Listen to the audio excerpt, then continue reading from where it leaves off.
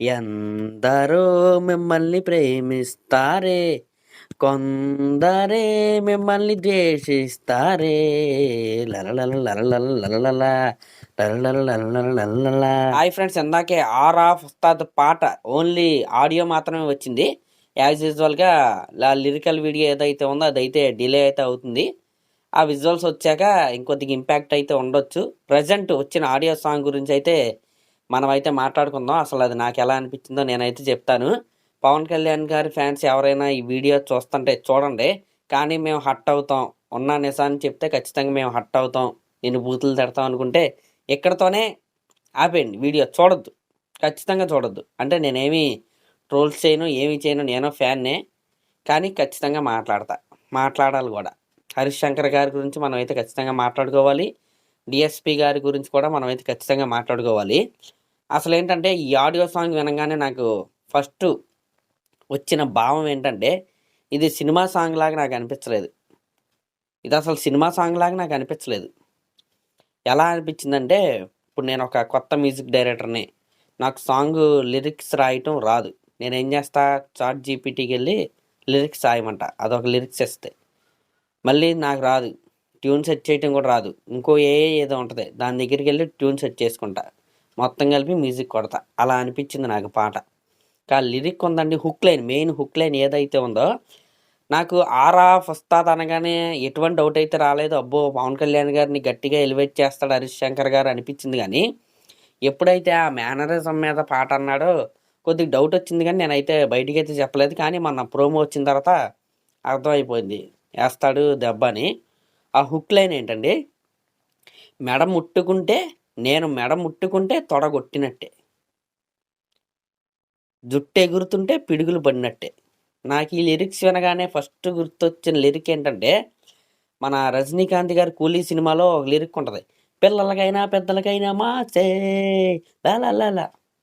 అలాంటి లైన్స్ లాగా ఉన్నాయి. పవన్ కళ్యాణ్ గారు అండి, పవర్ స్టార్ పవన్ కళ్యాణ్ గారు,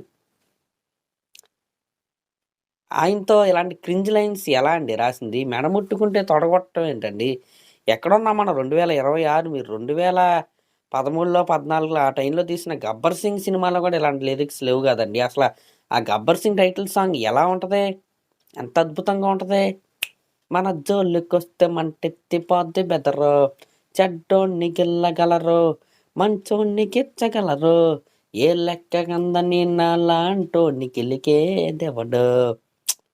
అది ఎలివేషన్ సాంగ్, అది హీరోని ఎలివేట్ చేసే లిరిక్స్.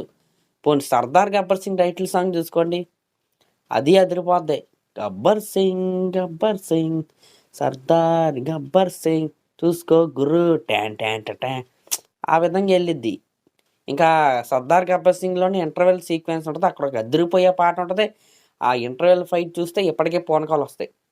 ఆడెవడన్నా, ఈడెవడన్నా, సర్దార్ అన్న గడ్డెవడన్నా, అది ఎలివేషన్. అసలు వాటిలో 50% కూడా ఈ పాట అయితే మ్యాచ్ చేయలే. 50% కూడా మ్యాచ్ చేయలే. బలవంతంగా పవన్ కళ్యాణ్ గారి ఫ్యాన్స్ వింటారు అంతే, బలవంతంగా పవన్ కళ్యాణ్ గారి మీద ఉన్న అభిమానంతో పాట వింటారు తప్ప పాట అయితే ఇదైతే పచ్చి నిజం, బాలేదు. ఎందరో ఇదేంటి, ఎందరో మహానుభావులుగా, సారీ ఏదో ప్రేయర్ పాట గుర్తొచ్చింది. ఎందరో ప్రేమిస్తారే, కొందరే ద్వేషిస్తారే. ప్రేయర్ పాటలాగా ఉంది, చర్చి పాటలాగా ఉంది నాకైతే ఆ పోర్షన్ మొత్తం కూడా.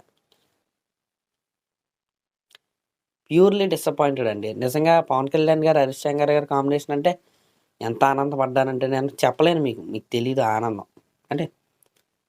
నిజంగా ఆయన ఆ గ్లాస్ డైలాగ్ పెట్టినప్పుడే అనిపించింది, క్రింజ్ చేస్తాడు, క్లాస్ అంటే సమూహం అనేదో డైలాగ్ ఉంటుంది కదా, ఇలాంటి డైలాగ్స్ రాస్తాడు అంటే అప్పుడు ఏదో వదిలేళ్ళ టీచర్ గట్ట సినిమాలో ఉండదులే అనుకున్నా. మళ్ళీ వచ్చాడు, ఏంటది, నేను మెడబట్టుకుంటే తొడగొట్టినట్టే. మెడబట్టుకుంటే తొడగొడతాం ఏంటండి, పవన్ కళ్యాణ్ గారికి రాసే లిరిక్స్ అవి. పవన్ కళ్యాణ్ గారు ఇక్కడ చెయ్యేస్తే ఫ్యాన్స్ ఒక్కొక్కడు ఊగిపోతాడు, అదే తొడగొడితే థియేటర్ టాప్ లేచిపోద్ది. అంతేగాని మెడబట్టుకుంటే తొడగొట్టడం ఏంటి? పవన్ కళ్యాణ్ గారు అండి, Pawan Kalyan garu aura, Pawan Kalyan itself ఆరాకి డెఫినేషన్ లా అంటాడు పవన్ కళ్యాణ్ గారు. ఆ ఆరా వస్తుందని చెప్పి ఆరాన్ని తగ్గించే పాట మీరైతే వదిలేరు. ఇదైతే నిజం. దీంట్లో నిర్మోహమాటంగా నేనైతే చెప్తున్నా. అంతకుముందు నా వీడియోలు చూసుకోండి, నేను కొద్దిగా యావరేజ్గా ఉన్న అద్భుతం అని చెప్తా. కానీ నాకు ఈ పాట నచ్చల, అస్సలు నచ్చల.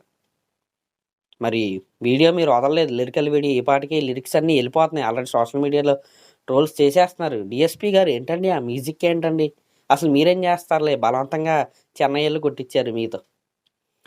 అసలు ఆ లిరిక్స్ అంటే సినిమాలో పవన్ కళ్యాణ్ గారి క్యారెక్టర్ ఎలా ఉంటుందో మనకైతే తెలియదు. It is very early to talk. కానీ అది సినిమా లిరిక్స్ లాగా అయితే లేవు, రాజకీయం పాటలాగే ఉంది నాకైతే. యాస్టీస్ ఒక పార్టీ సాంగ్ ఉంటుంది చూసారా ఎలక్షన్ క్యాంపెయిన్ అప్పుడు, అలాంటి పాటలాగే ఉంది సేమ్.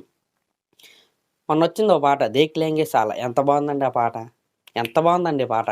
పవన్ కళ్యాణ్ గారు కోట్ వేసుకుని అలా స్టెప్ వేస్తుంటే థియేటర్ లెగిసిపోద్దు సినిమా రిలీజ్ రోజున. కానీ ఈ పాట వైబ్స్, నెగిటివ్ వైబ్స్ వస్తున్నాయి.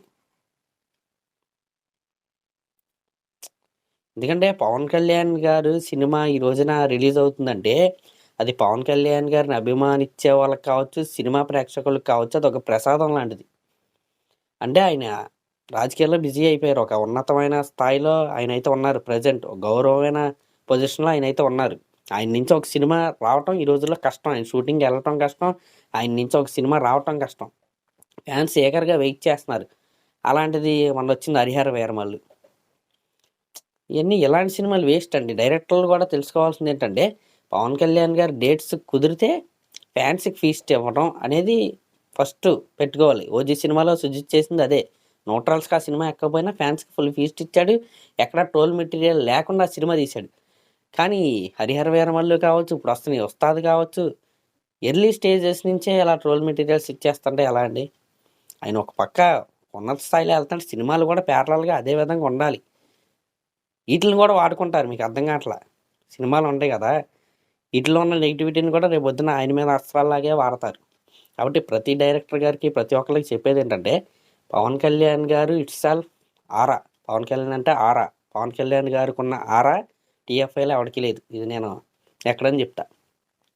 కాబట్టి ఆరాని ఎలివేట్ చేసే పాట ఎక్కడ ఉండదు. ట్రై చేస్తే ఇలాగే ఉంటుంది, బలవంతంగా ఇది ఇరిగిచ్చినట్టు ఉంటుంది. ఇది కొద్దిగా పవన్ కళ్యాణ్ గారి ఫ్యాన్స్కి హట్టింగ్గా ఉండొచ్చు ఈ వీడియో. నా వీడియోలు ఫాలో అయ్యే వాళ్ళకి మరీ హట్టింగ్గా ఉండొచ్చు, వీడియంటే ఎలా మాట్లాడుతున్నాడని. కానీ మాట్లాడాలి, ఫ్యాన్స్ కూడా మాట్లాడాలి. అప్పుడే డైరెక్టర్లకు తెలిసిద్ది, మ్యూజిక్ డైరెక్టర్లకు తెలిసిద్ది.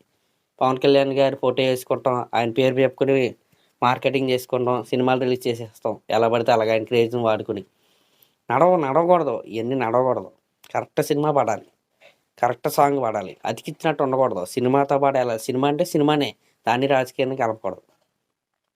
మరి అది పాట లిరిక్స్ ఇంకా కొన్ని లిరిక్స్ ఉన్నాయి, అయితే చాలా బాగున్నాయి. ఈ క్రింజ్ లిరిక్స్ ఏవైతే ఉన్నాయో, ఆ ట్యూన్ ఏదైతే ఉందో డిఎస్పి గారు కంపోజ్ చేసింది, అది అయితే అసలు బాగాలేదు. అసలు మెయిన్ ఆ హుక్ లైన్ అయితే అసలు నచ్చలేదండి నాకు. అసలు ఒక డబ్బింగ్ సాంగ్ చూసిన ఫీలింగ్ అయితే నాకైతే వచ్చింది. మెడబట్టుకుంటే తొడగొట్టినట్టే, జుట్టు ఎగురుతుంటే పిడుగులు పడినట్టే. ఏడ పడతాయండి పిడుగులు, ఏ ఊర్లో పడతాయి? మరి అది నేను ముందే చెప్పా, హట్టింగ్గా ఉంటుంది వీడియో. స్టార్టింగ్లోనే ఇది నిజం, పచ్చి నిజం, జెన్యూన్ వీడియో. Thank you.